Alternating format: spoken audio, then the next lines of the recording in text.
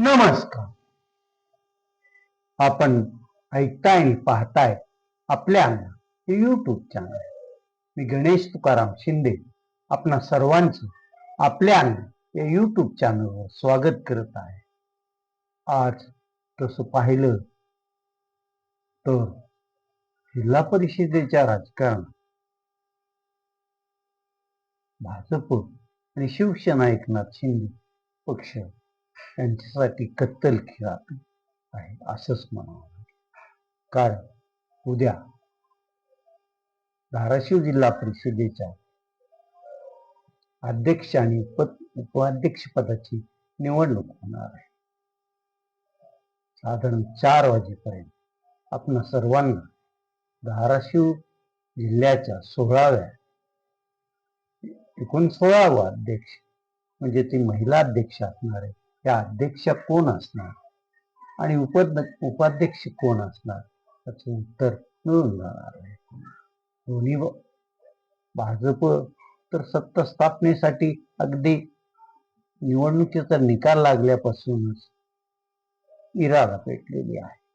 त्यांनी त्यांचे 19, राष्ट्रवादी अजित पवार गटाचे 6, शिवसेना एकनाथ शिंदे पक्षाचे पण 7 आणि अपक्ष आपल्या बरोबर सहलीला नेले होते.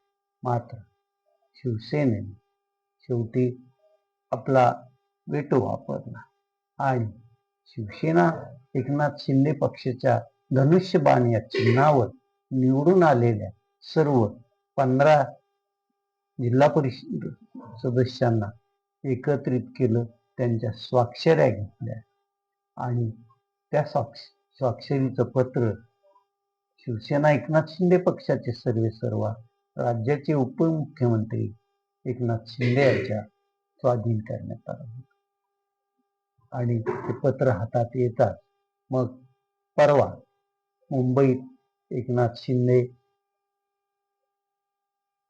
पालकमंत्री प्रताप सरनाईक, जिल्हा शिवसेना संपर्क प्रमुख माजी आमदार राजन साळवी, माजी मंत्री आणि भूमपरांडा वाशीचे आमदार तानाजीराव सावंत, माजी खासदार रवींद्र गायकवाड, माजी आमदार ज्ञानराज चौगुले, जिल्हा शिवसेना प्रमुख आणि काही प्रमुख पदाधिकारीच्या तिथे उपस्थित होते आणि त्याच्यातच मग सर्व जिल्हा परिषद सदस्यांच्या मान्यतेनुसार शिवसेना एकनाथ शिंदे पक्षाच्या गटनेतेपदी संदेश उर्फ विकी चव्हाण या वाशी तालुक्यातील तिरखेडा गटातील सदस्याची निवड केली आणि कानेगाव तालुका लोहारा गटातून विजयी झालेल्या सुवर्णा सतीश पाटील या ज्येष्ठ भगिनीची शिवसेना एकनाथ शिंदे पक्षाच्या जिल्हा परिषदेच्या उपगटनेतेपदी निवड केल्याचं तिथं जाहीर करण्यात आलं. तशा आशयाचं पत्र पण या 15ही जिल्हा परिषद सदस्यांच्या स्वाक्षरीसह संबंधित यंत्रणेकडे पाठवण्यात आल्याचं सांगितलं जात आहे. त्यामुळं जे शिवसेना एकनाथ शिंदेचे 7 सदस्य भाजप बरोबर सहलीला गेले होते त्यांना आता संदेश चव्हाण जिल्हा परिषदेच्या सभागृहात जो काही व्हीप काढतील त्या व्हीपचं पालन करावं लागणे महत्वाचं आहे. म्हणून याच्यावरून असं दिसतंय की दोन्ही बाजू आपली सत्ता यावी यासाठी जोर लावतील. तिकडं महायुती अभेद्य राहावी यासाठी मुंबईतून आता 5 वाजेपर्यंत काही निरोप नाही किंवा काही सूचना आलेल्या नाही. याचा अर्थ भाजपचे सर्वेसर्वा मुख्यमंत्री असलेले देवेंद्र फडणवीस, शिवसेना एकनाथ शिंदे पक्षाचे सर्वेसर्वा उपमुख्यमंत्री एकनाथ शिंदे आणि राष्ट्रवादी अजित पवार पक्षाच्या सर्वेसर्वा आणि राज्याच्या पहिल्या उपमुख्यमंत्री श्रीमती सुनेत्रा अजित पवार यांची बैठक अद्याप झालेली नसावी आणि त्यामुळं काय तो निर्णय आलेला नाही असं दिसतंय. त्यामुळं मग भाजप कडून त्यांचे 19, राष्ट्रवादीचे 6, असे 25 आणि 4 ही अपक्ष असा 29चा आकडा आता तरी त्यांच्या म्हणण्याप्रमाणे त्यांच्या पुढे समोर ठाम दिसतोय. तर इकडं जर शिवसेना ठरवलं की आपलाच अध्यक्ष जिल्हा परिषदेच्या याच्यावर बसवायचं, तर त्यांच्याकडं त्यांचे 15,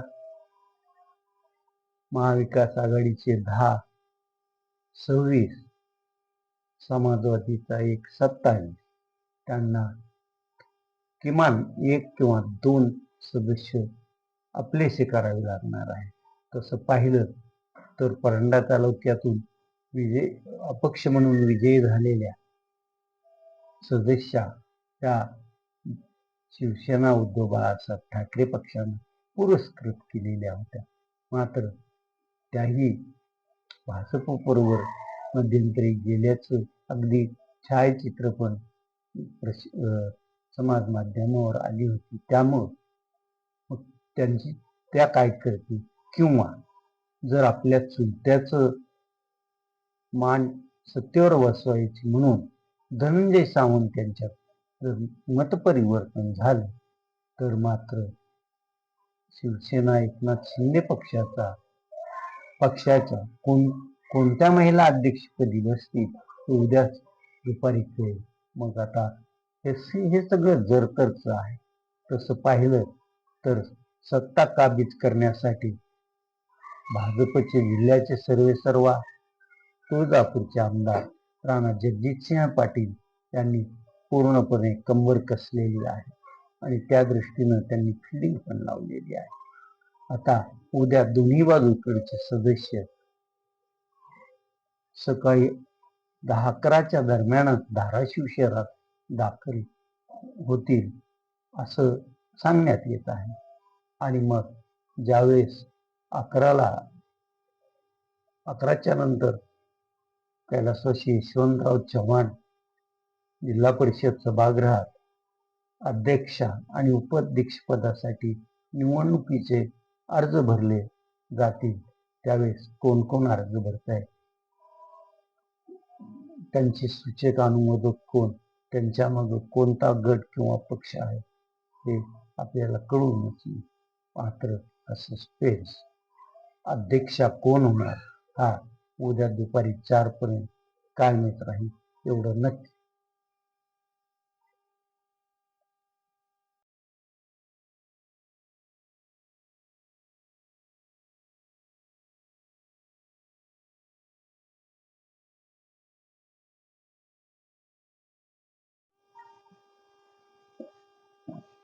इराण, इस्रायल आणि अमेरिकेच्या यांच्यात सुरू असलेल्या युद्धामुळे सर्व जगातच इंधनाची टंचाई सुरू झाली आहे. भारतात तर गॅस आता व्यावसायिक गॅस सिलेंडर तर 2 दिवस झाले त्याची पुरवठा करणं गॅस वितरण कंपन्यांनी बंद केलेला आहे. त्यामुळं अनेक हॉटेल व्यावसायिकांनी आपला व्यवसाय संकुचित करण्यास सुरुवात केलेली आहे. कुठल्या हॉटेल व्यावसायिकांनी चुलीचाही वापर केला आहे.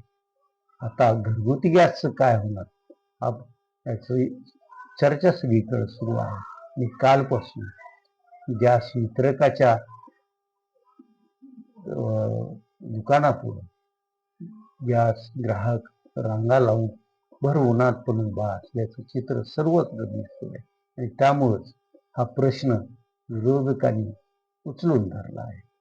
आज संसदेत, इकडे महाराष्ट्र राज्याच्या विधानसभेत आणि विधान परिषदेत पण गॅसच्या इंधन टंचाईवर चर्चा झाली. त्यात खास करून गॅसवर चर्चा झाली.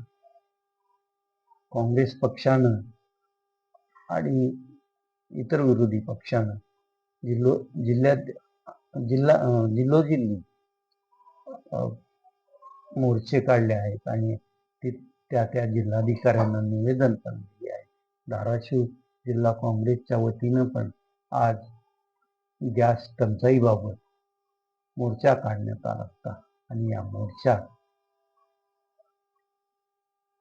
तिरडीवर शव म्हणून गॅस सिलेंडर ठेवण्यात आला आणि यासह मोर्चा जिल्हाधिकारी कार्यालयात गेला. जिल्हाधिकाऱ्यांना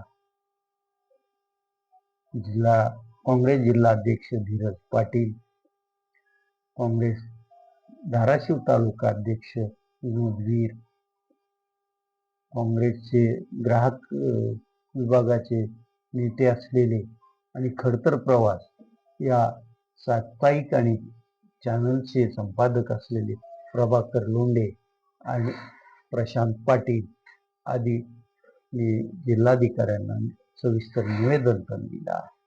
आता बघूया. तसं भारताच्या दृष्टीनं आनंदाची बातमी म्हणजे जो कॅनॉल इराकनं वाहतुकीसाठी बंद करण्याचा निर्णय घेतला होता, त्या कॅनॉलमधून त्या खाडीमधून भारतीय जहाजांना ये जा करण्यास परवानगी दिलेली आहे. त्यामुळं इंधन आणि गॅसची टंचाई जाणवणार नाही असं अनेक जाणकारांचं मत आहे. शेवटचं धाराशिव लोकसभा मतदारसंघाचे खासदार ओमप्रकाश भोपालसिंह उर्फ पवनराजे निंबाळकर यांनी महत्वाचा असा पश्चिम महाराष्ट्र आणि मराठवाडा की थेट विदर्भापर्यंत जाण्यासाठी सोयीस्कर असा मार्ग असलेला टेंभुर्णी, कुर्डुवाडी, बार्शी, ढोकी, मुरुड, लातूर या मार्गासाठी निधी मिळावा यासाठी केंद्रीय परिवहन मंत्र्याकडे त्यांनी वारंवार पत्र निवेदन दिली होती आणि त्याचा पाठपुरावा केला होता.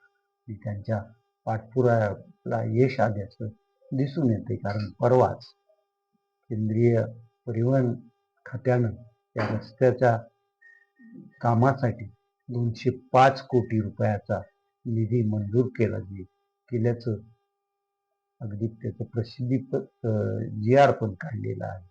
आणि हा निधी मिळावा, हा रस्ता वाहतुकीसाठी योग्य व्हावा यासाठी सातत्यानं पाठपुरावा करणाऱ्या खासदार ओमप्रकाश राजे निंबाळकर यांचं सोलापूर, धाराशिव, बीड जिल्ह्यातील नागरिकांनी अभिनंदन केलं आहे, कौतुक पण केलं आहे. आज आपण इथंच थांबतोय.